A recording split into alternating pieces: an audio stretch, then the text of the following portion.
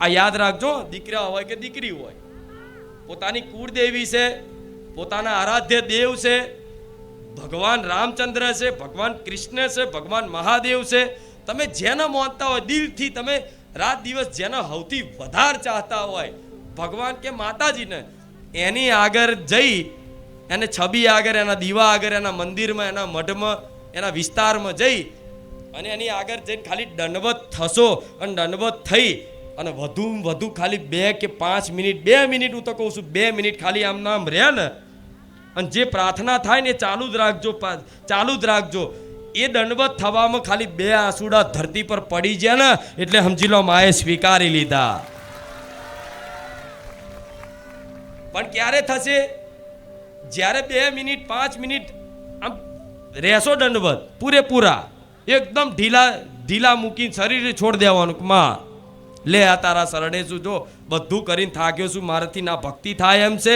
ના મારાથી કોઈ પુણ્યદાન થાય એમ છે, માં ના હું હરખું નામ જપ કરી શકું છું, ના હું કશું જ નહીં કરી શકતો, પણ છતાંય માં હું તારો છું, મને તારી પર વિશ્વાસ છે, હવે જે કરું એ બધું તારા કરવાનું છે. માં હું બધેથી નિરાશ થઈ ગયો છું, હું બધેથી હારી ગયો છું, હું બધેથી થાકી ગયો છું, હવે જે કરું માં એ તું કરું,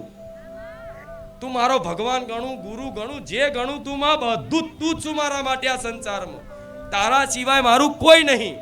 ખાલી આટલી પ્રાર્થના, ખાલી દંડવત થઈ અને 2 મિનિટ ખાલી આંખો બંધ કરીને આમ રહેશો ને, અને જો 2 આહુડા નીકળી ગયા તો સમજી લો તમે તમારી કુળદેવીના શરણમાં તમે સ્વીકાર થઈ ગયા, મારા જેવી મેલડીના શરણમાં સ્વીકાર થઈ ગયા, એ ભગવાનના શરણમાં તમે સ્વીકાર થઈ ગયા. ત્યાંથી જ તમારું મન એકદમ હળવું ના થઈ જાય અને મનમાં એક અલૌકિક આનંદ ના અનુભવાય. તો મને કહેજો આવીને કે માં તું કહેતી હતી પણ અમને કોઈ અનુભવ ના થયો, પણ ના, એકદમ આખું શરીર હલકું થઈ જશે, એ આખું મન હલકું થઈ જશે, આખું હૃદય હલકું થઈ જશે કે જાણે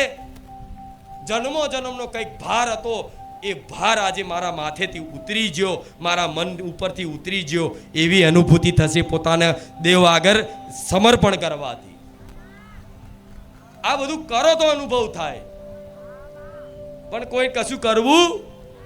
મારી તું બધું કરી આલ, એટલે પણ પ્રણામ કરવા દંડવત થવું એ હું કરી આલું?